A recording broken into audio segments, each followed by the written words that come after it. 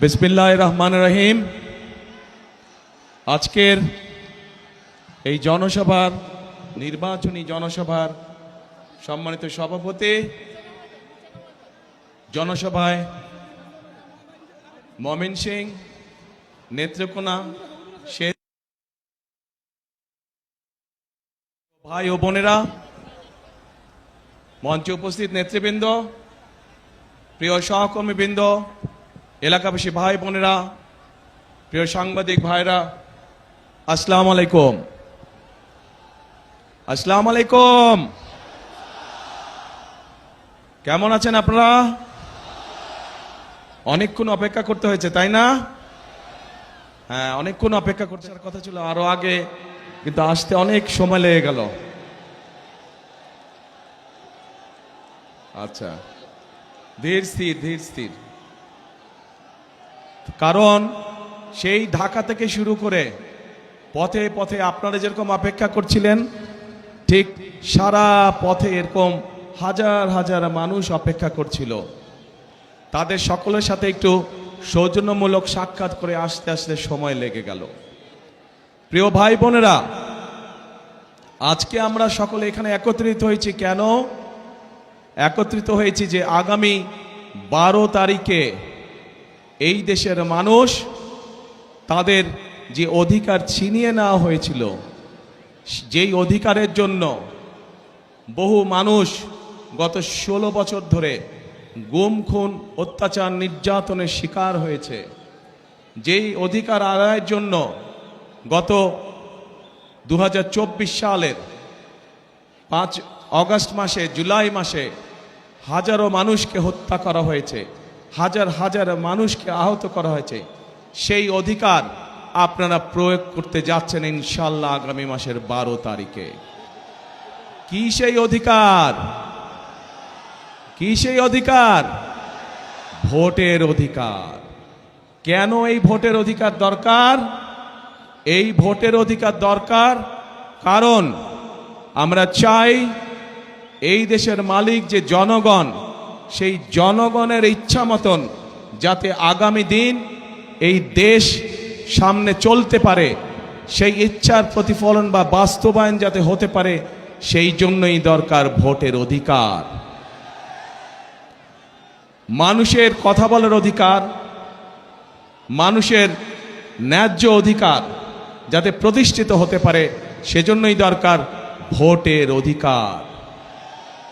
প্রিয় ভাই বোনেরা, আমি জানি ময়মনসিংহ বলুন, নেত্রকোনা বলুন, জামালপুর বলুন, শেরপুর বলুন, এই অঞ্চলগুলোতে বহু সমস্যা রয়ে গিয়েছে। নদী ভাঙন সমস্যা আছে, কর্মসংস্থানের সমস্যা রয়ে গিয়েছে, বিভিন্ন জেলাতে, বিভিন্ন উপজেলাতে ব্রিজ, স্কুল, কলেজ নির্মাণ, রাস্তাঘাট, কালভার্ট, এগুলোর সমস্যা রয়ে গিয়েছে, যেগুলো বিগত 1 যুগেরও বেশি সময় ধরে সংস্কার বা নতুন করে করা প্রয়োজন ছিল, কিন্তু কোনো কাজ হয়নি। হয়েছিল? হয়নি। কারণ ওই যে বললাম, ভোটের অধিকার ছিল না। যদি ভোটের অধিকার থাকতো তাহলে জনগণের সমস্যার সমাধান হতো। যেহেতু ভোটের অধিকার ছিল না, যেহেতু দেশে নিশিরাতের নির্বাচন অনুষ্ঠিত হয়েছিল, তথাকথিত নির্বাচন, যেহেতু দেশে আমির নির্বাচন অনুষ্ঠিত হয়েছিল, সেখানে সত্যিকারের জনগণের প্রতিনিধি ছিল না। তাই দেশের যুবক সমাজের জন্য কর্মসংস্থানের ব্যবস্থা তৈরি করা হয় নাই। তাই এলাকার মা বোনদের সমস্যার নিরাপত্তা নিশ্চিত করা হয় নাই। তাই শিক্ষা ব্যবস্থাগুলোতে সঠিকভাবে শিক্ষক প্রেরণ করা হয় নাই। তাই উপজেলা হাসপাতালে বলুন অথবা ডিস্ট্রিক্ট হাসপাতালে বলুন না কেন, সেখানেও সঠিকভাবে ওষুধপত্র, ডাক্তার সরবরাহ করা হয় নাই। প্রিয় ভাই বোনেরা, বাংলাদেশের মানুষ কি চায়? বাংলাদেশের মানুষ চায়, একজন অভিভাবক হিসাবে একজন অভিভাবক চায় তার সন্তান যাতে সুশিক্ষা বা সঠিকভাবে শিক্ষা পায়, তাই তো নাকি? একজন অভিভাবক চায় তার সন্তান সেই শিক্ষা পাক যেই শিক্ষার পরে, যেই শিক্ষা শেষ হলে পরে সন্তান কর্মসংস্থানের ব্যবস্থা করতে পারবে, বেকার থাকবে না। প্রিয় ভাই বোনেরা, তরুণরা, যুবকরা কি চায়? তারা চায় কর্মসংস্থানের ব্যবস্থা। দেশে মিল ফ্যাক্টরি হবে, ব্যবসা বাণিজ্য হবে, যাতে করে তারা সুন্দরভাবে নিরাপদে ব্যবসা বাণিজ্য বা চাকরি বাকরি করতে পারবে। মানুষ চায়, মানুষ অসুস্থ হতেই পারে, হওয়াটাই স্বাভাবিক, কিন্তু অসুস্থ হলে যাতে করে তারা সময় মতন চিকিৎসা সুবিধা পায়। মানুষের মৌলিক চাহিদার মধ্যে এগুলোই কম বেশি মৌলিক চাহিদা। এই যে যেমন আমাদের কৃষক ভাইরা, আমরা যদি ময়মনসিংহের কথা ধরি, ময়মনসিংহ সহ আশেপাশের জায়গাগুলো যদি দেখি, এখানের কৃষক ভাইদের অনেক সমস্যা রয়েছে। বিশেষ করে যদি ময়মনসিংহে আমরা দেখি পোনা চাষ, মাছের যে পোনা, এইটি আরো অনেক বড় করা যেত। এইটি এখন দেশের বিভিন্ন জায়গায় এই মাছের পোনা সরবরাহ করা হয়, কিন্তু আমাদের পরিকল্পনার মধ্যে রয়েছে কি করে এই মাছের পোনার বিষয়টিকে শুধু দেশের মধ্যে সীমাবদ্ধ না রেখে বিদেশেও কিভাবে রফতানি করা যায়, সেই পরিকল্পনা আমাদের রয়েছে, যাতে করে কর্মসংস্থানের সুযোগ তৈরি হয়, যাতে করে এই এলাকার মানুষ শুধু একটি নয়, এরকম আরো প্রতিষ্ঠান তৈরি করার মাধ্যমে আরো মানুষকে কর্মসংস্থানের ব্যবস্থা করা যায়। প্রিয় ভাই বোনেরা, আপনাদের নিশ্চয়ই মনে আছে দেশনেত্রী খালেদা জিয়ার সময় এই দেশের মেয়েদের জন্য, এই যে আমার সামনে বহু মা বোনেরা এখানে সামনে রয়েছেন, এই দেশের মা বোনদেরকে শিক্ষা দেওয়ার জন্য মেয়েদের শিক্ষা ব্যবস্থাকে ক্লাস 1 থেকে ক্লাস 12 পর্যন্ত ফ্রি করা হয়েছিল। মনে আছে আপনাদের? প্রিয় ভাই বোনেরা, সেই মা বোনরা শিক্ষিত হয়েছে। আজকে যদি যে কোনো স্কুল, কলেজ, বিশ্ববিদ্যালয়ে আমরা যাই, আমরা দেখব যে ছেলেদের পাশাপাশি সমান সংখ্যক মেয়েরা লেখাপড়া করছে। আজকে আমরা যদি সমগ্র বাংলাদেশের জনসংখ্যা দেখি, আমরা দেখব যে সমগ্র জনসংখ্যার অর্ধেকের মতন হচ্ছে নারী। কিন্তু এই আমরা যদি দেশকে সামনে এগিয়ে নিয়ে যেতে চাই, তাহলে এত বৃহৎ জনগোষ্ঠী অর্থাৎ অর্ধেক জনগোষ্ঠীকে পেছনে রেখে আমরা কোনোভাবেই দেশকে সামনে এগিয়ে নিয়ে যেতে পারবো না। এবং সেই জন্যই আমরা দেশে নারীদের জন্য, মায়েদের জন্য, আমরা গৃহিণীদের জন্য, বিশেষ করে খেটে খাওয়া মানুষ যারা, সেই পরিবারের গৃহিণীদের জন্য আমরা একটি ফ্যামিলি কার্ড নামে কার্ড দিতে চাই মা বোনদেরকে, যাতে করে এই ফ্যামিলি কার্ডের সুবিধা প্রত্যেকটি মানুষের, প্রত্যেকটি পরিবারের কাছে, অল্প হলেও প্রত্যেকটি পরিবারের কাছে পৌঁছতে পারে, এবং যাতে করে তারা প্রতি মাসে কিছুটা হলেও স্বাচ্ছন্দ্যে কয়েকটি দিন অতিবাহিত করতে পারেন, একটু হলেও যাতে করে তাদের সহযোগিতা হয়। ঠিক একইভাবে একটু আগে আমি ময়মনসিংহের মৎস্য চাষিদের কথা বলেছি। একইভাবে শুধু মৎস্য চাষি নয়, মৎস্য চাষির বাইরেও যারা ক্ষেত খামারে চাষবাস করেন, জমিতে চাষবাস করেন, এইরকম কৃষক ভাইদেরও পাশে আমরা দাঁড়াতে চাই। এবং সেজন্যই আমরা কৃষক ভাইদের জন্য কৃষক কার্ড দেবার পরিকল্পনা করছি। কৃষক কার্ড কথাটি শুনেছেন আপনারা আগে? গুড। এই কৃষক কার্ড কেন আমরা দিতে চাচ্ছি? বাংলাদেশের অধিকাংশ মানুষ কৃষির সাথে জড়িত। এই কৃষক যদি ভালো থাকে, কৃষি ভালো থাকলে বাংলাদেশের মানুষ ভালো থাকবে। সেজন্যই আমরা কৃষক ভাইদের পাশে দাঁড়াতে চাই, কৃষক ভাইদের সহযোগিতা করতে চাই। এই কৃষক কার্ডের মাধ্যমে আমরা কৃষক ভাইদের কাছে সার, তার প্রয়োজনীয় অন্তত একটি ফসলের, সমগ্রভাবে একটি ফসলের বীজ, কীটনাশক, সার আমরা পৌঁছতে চাই কৃষক ভাইদের কাছে সরাসরি, যাতে করে সেটি তাদেরকে সহযোগিতা করে ধীরে ধীরে অর্থনৈতিকভাবে মজবুত হওয়ার জন্য দৃঢ় ভিত্তির উপরে, যাতে করে তারা দাঁড়াতে পারে। প্রিয় ভাই বোনেরা, আমরা রাজনীতি করি কাদের জন্য? বাংলাদেশের মানুষের জন্য আমরা রাজনীতি করি। আজকে এই যে নির্বাচনী জনসভা, এই নির্বাচনী জনসভায় আমরা কি দেখি? অনেক দল আছে যারা এসে অন্য দল সম্পর্কে বিভিন্ন রকম কথাবার্তা বলে। শুনেছেন না আপনারা? শুনেছেন। আজকে যদি আমি এখানে দাঁড়িয়ে আপনাদের সামনে অন্য দল সম্পর্কে অন্যরকম কথা বলি, তাদের গীবত গাই, তাদের সম্পর্কে সমালোচনা করি, তাতে কি জনগণের কোনো লাভ হবে? জনগণের কোনো লাভ হবে না। কারণ জনগণ তাকেই ভোট দিবে যারা জনগণের জন্য কাজ করবে, তাই তো?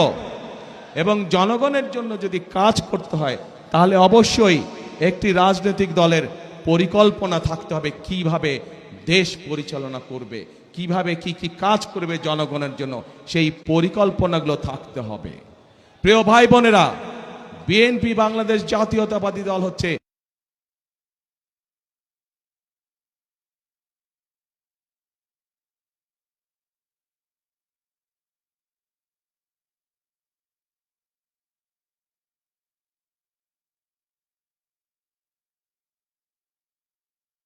নামক দলটিরই অভিজ্ঞতা রয়েছে কিভাবে জেলায় জেলায়, উপজেলায়, গ্রাম পর্যায়ে, ইউনিয়নে রাস্তাঘাট নির্মাণ করতে হয়। কারণ বিএনপি নামক দলটিরই অভিজ্ঞতা রয়েছে কিভাবে শিক্ষার আলো এদেশের সন্তানদের কাছে পৌঁছে দিতে হয়।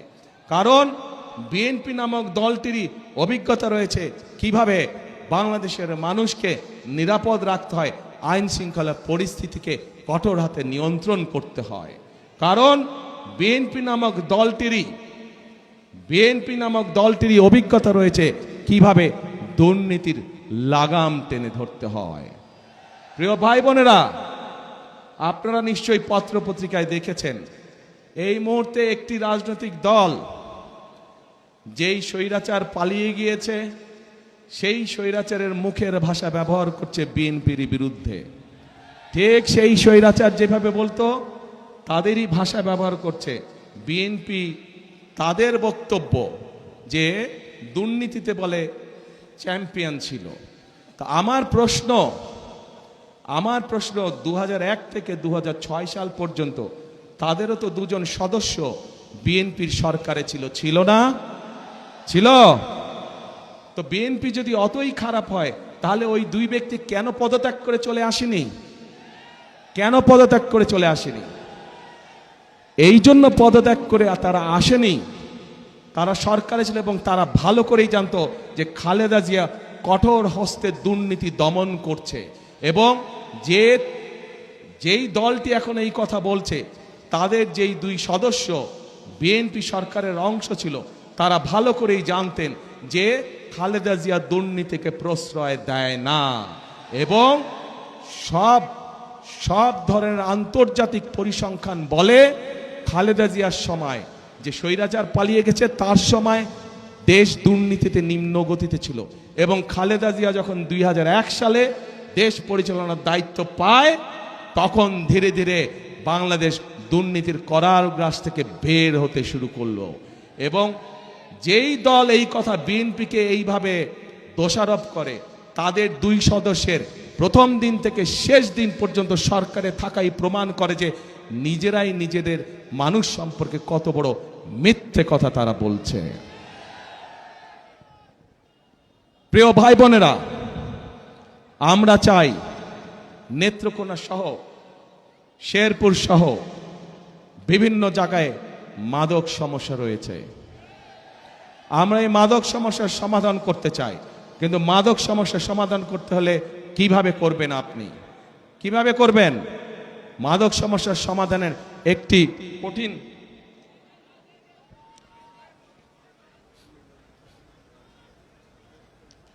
মাদক সমস্যার সমাধান করতে হলে আমাদেরকে সেই তরুণদের, সেই যুবকদের কর্মসংস্থানের ব্যবস্থা করতে হবে। ঠিক মানুষের যখন কাজ থাকবে, কর্ম থাকবে, চাকরি বাকরি থাকবে, ব্যবসা বাণিজ্য কম বেশি থাকবে, তখন মানুষ এইগুলোর মধ্যে যাবে না। আমরা সেই পরিবেশ তৈরি করতে চাই। আমরা চাই দেশে আমরা চাই ভোকেশনাল ইনস্টিটিউশন বেশি করে আমরা তৈরি করব, যাতে করে আমরা আমাদের তরুণ সদস্যদেরকে, যুব সমাজের সদস্যদেরকে আমরা বিভিন্ন রকম ট্রেনিং দিব, যেই ট্রেনিংয়ের বিনিময় তারা বিদেশে যেমন যেতে পারবে একইভাবে তারা দেশে তাদের কর্মসংস্থান তৈরি করতে পারবে।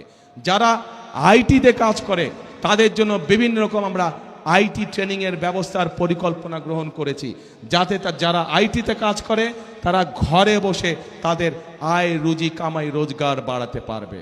প্রিয় ভাই বোনেরা, এই যে এই 4 জেলার ভাই বোনেরা আজকে আপনারা এই মিটিংয়ে উপস্থিত হয়েছেন, এই এলাকার আরেকটি বড় সমস্যা হচ্ছে, এলাকার আরেকটি বড় সমস্যা হচ্ছে মানুষের চিকিৎসা সমস্যা। ঠিক, আমরা ময়মনসিংহ সহ আশেপাশের জেলাগুলোতে যেই 4 জেলার ভাই বোনেরা আজকে উপস্থিত হয়েছেন, এখানে যেরকম আমরা জেলা হসপিটালগুলোকে আরো বড় করতে চাই, একইভাবে আমরা হেলথ কেয়ারের অ্যাপয়েন্ট করতে চাই। হেলথ কেয়ারের, আপনারা পল্লী চিকিৎসকের কথা শুনেছেন? পল্লী চিকিৎসক শহীদ জিয়ার সময় ছিল, যারা গ্রামে গ্রামে ঘরে ঘরে মানুষকে গিয়ে চিকিৎসা দিত, ছোটখাটো রোগ বলে অসুখ বিসুখ তারা সেখানে চিকিৎসা দিত। আমরা ঠিক একইভাবে বিশেষ করে যে মা বোনেরা আছেন তাদের চিকিৎসার অনেক সমস্যা হয়, শিশুরা এবং মা বোনদের অনেক সময় তারা হাসপাতালে যেতে পারে না। আমরা চাই এই মা বোনদেরকে সুচিকিৎসা দেওয়ার জন্য, আমরা চাই মা বোনেরা সহ শিশুরা যেন ঘরে বসে চিকিৎসা পেতে পারে, ছোটখাটো অসুখ বিসুখের চিকিৎসা যাতে তারা সেই সেবা যাতে, সেই জন্যই আমরা চিকিৎসা ব্যবস্থাকে উন্নত করতে চাই। চিকিৎসা ব্যবস্থা আমরা হেলথ কেয়ারার নিযুক্ত করার মাধ্যমে চিকিৎসা ব্যবস্থা আমরা তাদের ঘরে ঘরে পৌঁছে দিতে চাই। প্রিয় ভাই বোনেরা, এই ময়মনসিংহ জেলা একটি অন্যতম কৃষি প্রধান এলাকা। আমাদের এখানে একসময় অনেক খাল বিল ছিল না আগে? এই খাল বিলগুলো সব ভরাট হয়ে গিয়েছে। এই খালগুলোকে আমরা পুনর্খনন করতে চাই, এই খালগুলোকে আমরা পুনর্খনন করতে চাই। আবার এখন এই খাল পুনর্খনন করার জন্য কে কে কোদাল হাতে নেবেন? সারা জেলায় খাল পুনর্খনন কে কে কোদাল হাতে নেবেন? আমি কিন্তু থাকবো সেদিন আপনাদের সাথে, ঠিক তো? ইনশাআল্লাহ। তাহলে আমরা খাল খনন করব।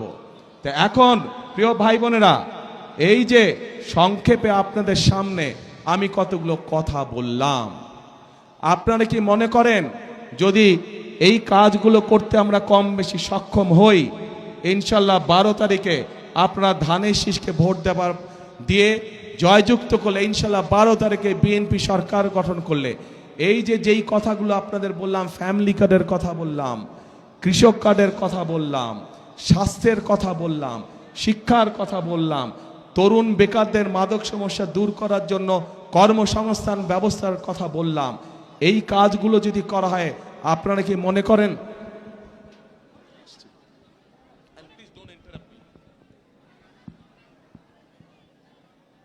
এই যে কথাগুলো বললাম, এই কাজগুলো যদি আমরা করতে সক্ষম হই, তাহলে কি আপনারা মনে করেন আপনারা সহ সমগ্র দেশের মানুষ উপকৃত হবে? কে কে মনে করেন উপকৃত হবে? সবাই মনে করেন? তাহলে আপনারা কি চান আমরা এই কাজটা করি, এই কাজগুলো করি? কারা কারা চান যে বিএনপি এই কাজগুলো করুক? যেই কাজগুলো কথা বললাম সবাই চান? ঠিক আছে, ধন্যবাদ। এবার আমার একটা জিজ্ঞাসা আপনাদের কাছে, আপনারা তো এতক্ষণ আমাকে জিজ্ঞাসা করলেন যে ভাই ধানের শীষে তো ভোট দিব, কিন্তু বিএনপি কি করবে আমাদের জন্য, এটাই তো আপনাদের জিজ্ঞাসা ছিল আমার কাছে, তাই না? তা আমি তো বললাম বিএনপি ইনশাল্লাহ সরকার গঠন করলে আমরা কি কি করব বললাম না এতক্ষণ? সংক্ষেপে বলছি, আরো অনেক কাজ আছে, আরো অনেক কাজ করব আমরা ইনশাল্লাহ, তবে সংক্ষেপে বললাম আপনাদের কাছে। এখন আমার একটা জিজ্ঞাসা আছে আপনাদের কাছে, আপনারা যে বললেন এই কাজগুলো করলে আপনাদের উপকার হবে, কিন্তু তার আগে তো ভাই আপনাদেরকে একটা কাজ করতে হবে। কি সেই কাজটা বলেন তো? শুনি না। ইয়েস, 12 তারিখে ধানের শীষকে জয়যুক্ত করতে হবে। এই 24 জন দাঁড়ান তো, ওখানে দাঁড়ান, 24 জন দাঁড়ান, ওখানেই দাঁড়ান, আপনারা ওখানেই দাঁড়ান, লাইন করে দাঁড়ান, ধাক্কা ধাক্কি করো না, ধাক্কা দিয়ে করছো না, লাইন করো না, জাস্ট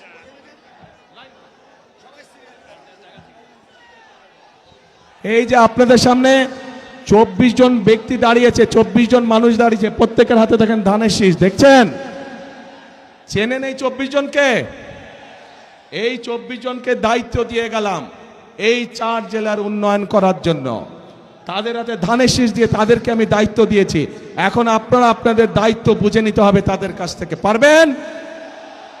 তাহলে 12 তারিখে পরিকল্পনা কি আপনাদের? ধানের শীষে ভোট দিতে হবে।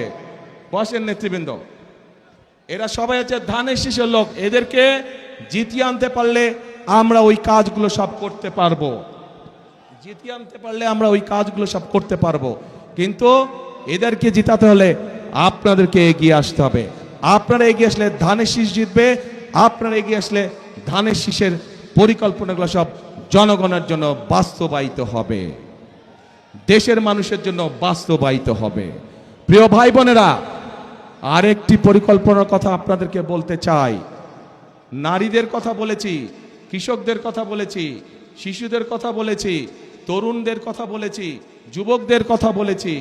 আরেক শ্রেণীর মানুষ আছে আমাদের সমাজে, যেই মানুষগুলো আমাদের জন্ম থেকে মৃত্যু পর্যন্ত আমাদের সাথে থাকেন। তারা সম্মানী মানুষ। তারা জীবনের বিভিন্ন সময় আমরা যখন বিভিন্ন মুসিবতে পড়ি, সেই সময় তারা আমাদেরকে পরামর্শ দিয়ে থাকেন। সেই মানুষগুলো কারা? সেই মানুষগুলো হচ্ছে আমাদের বিভিন্ন মসজিদ, বিভিন্ন মাদ্রাসার ইমাম সাহেবরা, খতিব সাহেবরা, মুয়াজ্জিম সাহেবরা। আমরা এই সম্মানী মানুষগুলোর জন্য ইনশাআল্লাহ বিএনপি সরকার গঠন করলে পর্যায়ক্রমিকভাবে সারা দেশে বিভিন্ন মসজিদ মাদ্রাসার ইমাম সাহেব, খতিব সাহেব যারা আছেন, মুয়াজ্জিম সাহেব আছেন, তাদেরকে আমরা সম্মানী দিতে চাই সরকারের পক্ষ থেকে, যাতে করে তারা সম্মানের সাথে জীবন যাপন করতে পারেন। শুধু তাই নয়, একই সাথে আমরা তাদেরকে বিভিন্ন রকম ট্রেনিং দিব, যাতে করে তারা ভালোভাবে জীবন যাপন করতে পারেন। এই পরিকল্পনা ভালো লেগেছে আপনাদের কাছে? ইনশাআল্লাহ। তো এখন ভাই বোনেরা, 12 তারিখে তো আপনারা কি করবেন? হ্যাঁ, ধানের শীষে ভোট দিবেন। যাবেনটা কখন? ভোট দিতে কটার সময় যাবেন? দুপুর 12টায়? ও, দুপুর 11টায়? সকাল 9টায়? তো কখন? হ্যাঁ, তাহাজ্জুদের নামাজ পড়তে উঠবেন ওই দিন। আল্লাহর কাছে রহমত চাইবেন যে যাতে সারা দেশের ধানের শীষ জয়যুক্ত হতে পারে। এই রহমত চাইবেন আল্লাহর কাছে। তারপরে এলাকার মানুষকে সাথে নিয়ে আপনি মুসলমান হলে তাহাজ্জুদ পড়বেন, আপনার অন্য ধর্মের ভাই বোন যারা আছে তাহাজ্জুদ পড়ে বের হবেন, তাদেরকে সাথে নিয়ে যাবেন। গিয়ে তারা তাদের ধর্মীয় আচার অনুষ্ঠান ভোরবেলায় যেটা থাকে সেটা তারা করবে। পাশে আপনারা মুসলমান যারা ফজরের জামাত আদায় করবেন, যার যার যেই ভোট কেন্দ্র, ভোট কেন্দ্রের সামনে, ঠিক আছে? করে লাইন দিয়ে দাঁড়াবেন। ভোট শুরু হবে, সাথে সাথে ভোট দেওয়া ইনশাল্লাহ শুরু করবেন। কিন্তু ভোট দিয়ে সাথে সাথে চলে আসলে চলবে না। কি করা লাগবে? থাকতে হবে, কড়ায় গন্ডায় বুঝে নিয়ে আসতে হবে। কেন এই কথাটা বললাম? বহু বছর হয়ে গেছে আমরা তো ভোট দেবার সুযোগ পাইনি, তাই না? যেহেতু আমরা ভোট দেবার সুযোগ পাইনি, এর আগে আমাদের ভোট বিভিন্ন জন বিভিন্নভাবে লুটপাট করে নিয়ে গিয়েছে। এবার সেই জন্য আমাদেরকে সজাগ থাকতে হবে, যাতে কেউ আমাদের ভোট লুটপাট করে নিয়ে যেতে না পারে। পারবেন তো পাহারা দিয়ে সতর্ক থাকতে? ইনশাআল্লাহ। তাহলে প্রিয় ভাই বোনেরা, আরেকটি গুরুত্বপূর্ণ কথা, 1971 সালে যুদ্ধ হয়েছিল। এখানে যারা ইয়াং আছেন তারা, আপনারা তরুণ যুবক যারা আছেন তারা আপনারা বইয়ে খাতায় পড়েছেন। মুরব্বী যারা আছেন, আমাদের বয়সী যারা আছেন, তারা দেখেছেন বা জানেন সেই যুদ্ধে দেশের স্বাধীনতা অর্জিত হয়েছিল। সেই যুদ্ধে বহু মানুষ শহীদ হয়েছিল। প্রিয় ভাই বোনেরা, পরবর্তীতে এই 2024 সালের 5ই আগস্ট সেই স্বাধীনতাকে রক্ষা করেছে এই দেশেরই ছাত্র জনতা সহ সমাজের সকল শ্রেণী পেশার মানুষ। প্রিয় ভাই বোনেরা, সে 71 সালের যুদ্ধই হোক, 24-এর আন্দোলনই হোক, কে পাহাড়ি মানুষ, কে সমতলের মানুষ, কে নৃগোত্রী মানুষ অথবা কে বৃহৎ জনগোষ্ঠীর মানুষ, এটি কিন্তু কেউ দেখেনি। রাজপথে সবাই পাশাপাশি আন্দোলন করেছে। ৭১ সালে যুদ্ধের মাঠে সবাই একসাথে যুদ্ধ করেছে। কে মুসলমান, কে বৌদ্ধ, কে খ্রিস্টান, কে অন্য ধর্মের মানুষ, কেউ দেখে নাই। কাজেই এইবারও 12 তারিখের নির্বাচনে আমাদের সকলকে একসাথে থাকতে হবে, ধর্ম বর্ণ নির্বিশেষে আমাদেরকে একসাথে থাকতে হবে। কারণ আমরা যদি একসাথে থাকি, আমরা যেভাবে স্বাধীনতা অর্জন করেছি, আমরা যদি একসাথে থাকি, আমরা যেভাবে স্বৈরাচারকে বিদায় করেছি, আমরা যদি ইনশাল্লাহ সামনের দিনেও এক থাকি, তাহলে অবশ্যই আমরা এই বাংলাদেশকে ভবিষ্যতে আমাদের সেই প্রত্যাশিত বাংলাদেশের দিকে নিয়ে যেতে পারবো। কি বোঝা গেছে ভাই? সেই প্রত্যাশিত বাংলাদেশকে যদি গড়ে তুলতে হয়, তাহলে স্লোগান হবে একটাই। কি সেই স্লোগান? করব কাজ, করব কাজ, গড়ব দেশ, সবার আগে বাংলাদেশ। আবার বলে, করব কাজ, সবার আগে বাংলাদেশ। প্রিয় ভাই বোনেরা, মনে রাখতে হবে, আমরা ঐক্যবদ্ধ থাকলেই বাংলাদেশ এগিয়ে যাবে। আমরা ঐক্যবদ্ধ থাকলেই আমাদের প্রত্যাশিত বাংলাদেশ গড়ে তুলতে পারবো। আমরা ঐক্যবদ্ধ থাকলেই জনগণের শাসন কায়েম করা সম্ভব হবে। আমরা ঐক্যবদ্ধ থাকলেই জনগণের প্রতি জবাবদিহিতা নিশ্চিত করা সম্ভব হবে। কাজেই আসুন, আমাদের আজকের এই নির্বাচনী জনসভার শপথ হোক, আমরা এই বাংলাদেশকে জনগণের বাংলাদেশে পরিণত করব। আমরা এই বাংলাদেশকে জনগণের কাঙ্ক্ষিত বাংলাদেশে রূপান্তরিত করব। শেষ কথার এক কথা, করব কাজ, গড়ব দেশ, সবার আগে বাংলাদেশ। আল্লাহ হাফেজ। বাংলাদেশ জিন্দাবাদ, বাংলাদেশ জাতীয়তাবাদী জিন্দাবাদ। আপনাদের সাথে আবার 12 তারিখের পরে দেখা হবে। কোথায় দেখা হবে? খাল খনন কর্মসূচিতে দেখা হবে। খাল খনন কর্মসূচি, সবাইকে কোদাল নিয়ে আসতে হবে। পারবেন ইনশাআল্লাহ। আল্লাহ হাফেজ, আল্লাহ হাফেজ।